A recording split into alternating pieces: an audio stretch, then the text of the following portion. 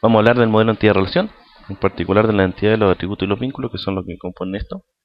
Antes de eso vamos a hablar un poco de lo que es la modelación de un sistema, de una base de datos, cuál es el proceso que tengo que seguir y cómo el modelo entidad-relación está dentro de este proceso. Antes de construir una base de datos necesitamos diseñarla, ¿ya? Es decir, la base de datos tiene un aspecto técnico, que es la construcción misma y su implementación dentro del sistema de base de datos. Pero antes de pasar a ese aspecto técnico, viene un aspecto semántico, que es el diseño de la base de datos. Y ese es el aspecto fundamental.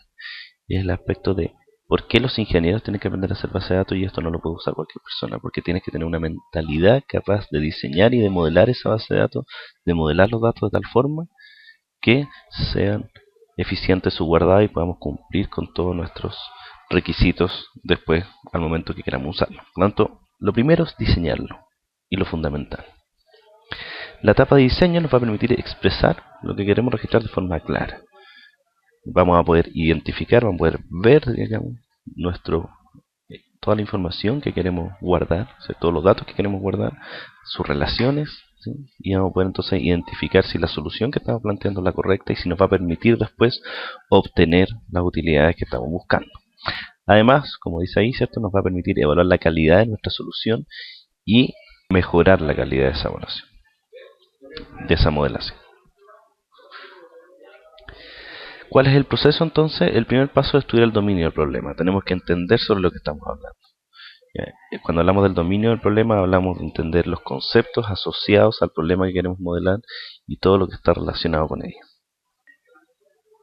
Luego hay que definir los límites del sistema.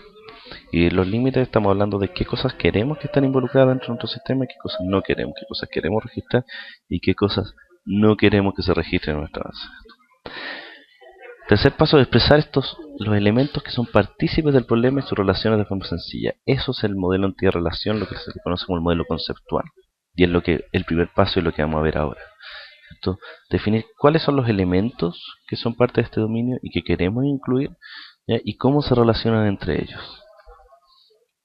El paso 4 es crear un modelo que sea válido para un sistema administrador de base de datos, lo que se llama un modelo lógico, y ahí es cuando vamos a ver el modelo relacional. Y el paso 5 es ya tomar este modelo lógico e implementarlo en el sistema administrador de base de datos, lo que se conoce como el modelo físico. Entonces entremos de lleno en el modelo entidad-relación. ¿Por qué ocupar un modelo entidad-relación? Bueno, en primer lugar porque permite expresar nuestra base de datos en un modelo fácil de entender y analizar. Con fácil nos referimos a que distintas personas, distintos tipos de habilidades de personas, podrán entender este modelo sin tener necesidad de mayores niveles técnicos. Además permite visualizar nuestra base de datos en un solo modelo, ¿cierto? Ver lo que se llama el big picture, ¿sí? Ver la base de datos completa, ver toda la información, ver todos sus vínculos, y de esa forma podemos ver rápidamente si nos está faltando algo o no. Y finalmente porque facilita la construcción posterior de un modelo relacional. Es decir, inicialmente es más difícil ir directo al modelo lógico, es más fácil pasar por este modelo conceptual para después pasar al modelo lógico. Probablemente con el tiempo uno va desarrollando una habilidad que te permite ir directo al modelo lógico sin necesidad de pasar por el modelo conceptual. Los componentes de un modelo entidad-relación son principalmente tres: entidades, atributos y vínculos. Una entidad es un objeto distinguible del cual queremos guardar datos. Es decir, tomamos el dominio del problema, vemos cuáles son estos objetos que queremos distinguir y con ello detenemos las entidades, que son aquellos que queremos registrar o guardar información sobre ellos.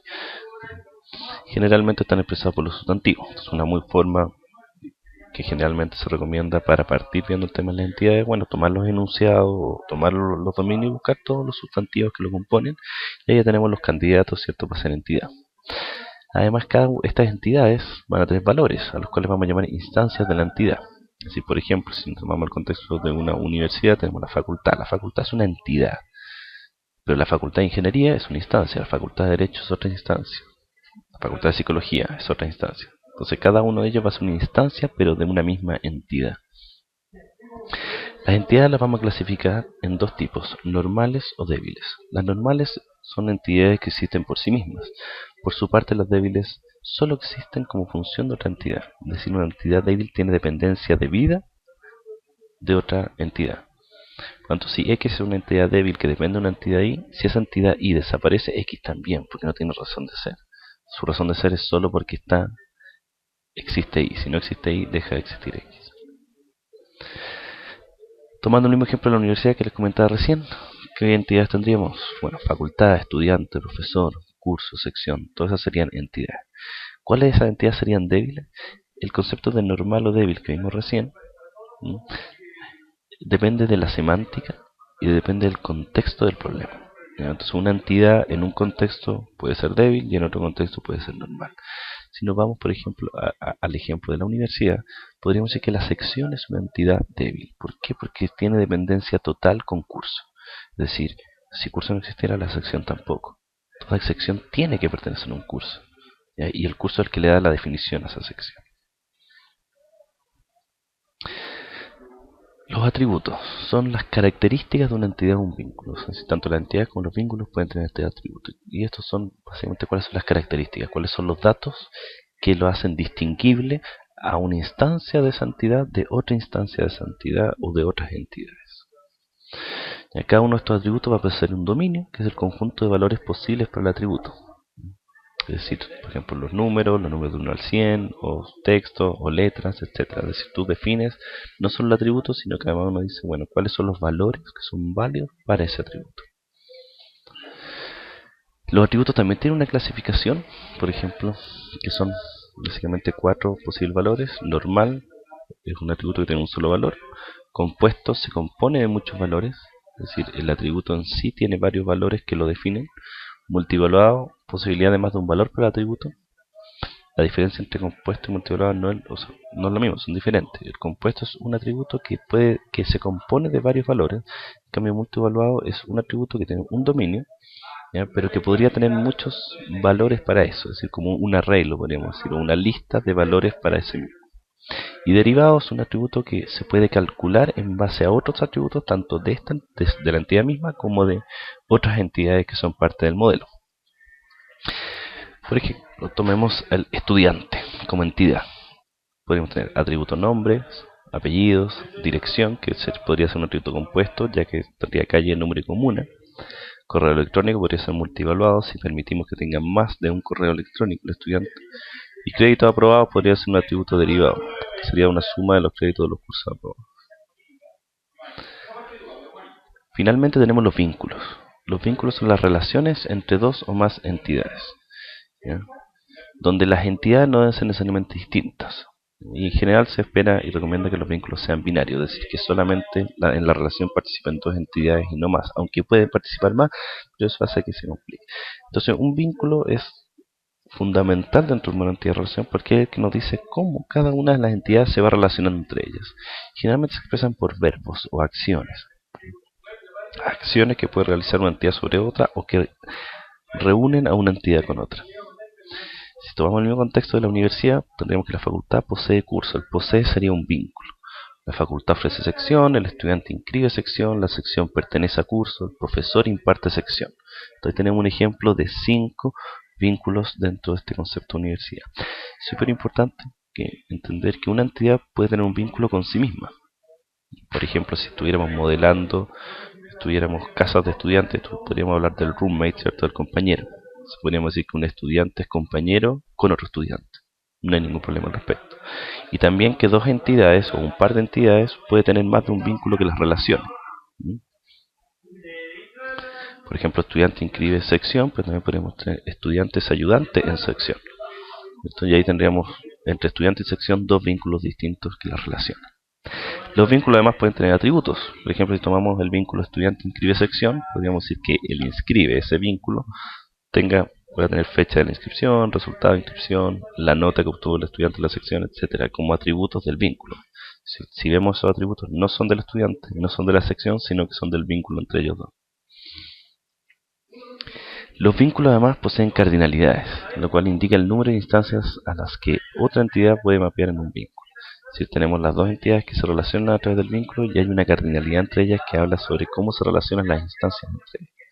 Y ahí tenemos 4 opciones. Si tomamos un vínculo entre X e Y, donde X e Y son entidades, entonces podemos decir que la cardinalidad es 1 a 1 si cada instancia en X se asocia cuando mucho con una instancia de Y, y viceversa, es decir, cada instancia de Y se asocia cuando mucho con una instancia en X.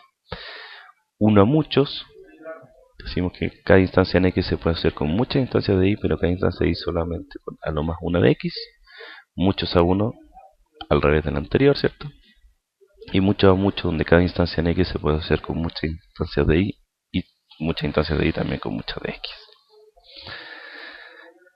Volviendo al ejemplo de la universidad, entonces la facultad posee cursos, decimos que la facultad posee muchos cursos y un curso pertenece a una sola facultad, por lo tanto la cardinalidad entre facultad y curso sería uno a muchos. La cardinalidad, ¿cierto?, el vínculo facultad posee curso. Y además de la cardinalidad, dentro de los vínculos es importante la participación, lo que indica el grado de participación de las instancias de una entidad en un vínculo. Y esto es importante, que la participación no es una propiedad del vínculo, como si es la cardinalidad, sino que es una propiedad del par entidad-vínculo. Es decir, cada entidad que participa de un vínculo tiene una participación definida. Una entidad débil, por ejemplo, depende de otra entidad Y, se dice que su participación debe ser total en ese vínculo.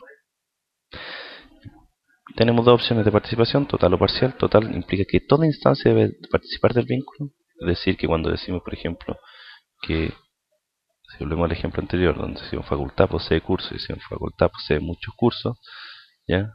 Para ver si esa entidad es total o parcial, yo tengo que ver si es que toda facultad debe poseer cursos o no necesariamente. Es decir, todas las facultades participan del vínculo o no, o todos los cursos participan del vínculo o no.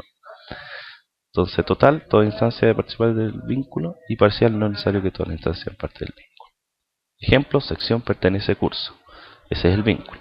Toda sección debe pertenecer a un curso total, porque incluso habíamos dicho que sección era débil, y que lo que dijimos recientemente, que toda entidad débil debe tener participación total con otra entidad. Pero por el lado de curso, no todo curso debe tener una sección, por lo tanto es parcial, es decir, pueden haber cursos que todavía no se están dictando, por lo tanto no es necesario para que exista un curso que sea parte del vínculo. Estudiante inscribe sección, lo mismo tenemos que un estudiante puede no inscribir secciones, por lo tanto también su participación es parcial, o que una sección puede no tener estudiante inscrito, bueno, también es parcial. Entonces es muy importante determinar si es total o parcial, porque eso implica bastantes cosas respecto de la existencia. Cuando estamos hablando entonces de una participación total, estamos exigiendo que esa instancia, toda instancia de esa entidad que tiene participación total en ese vínculo, debe participar del vínculo para existir, o si no, no va a existir.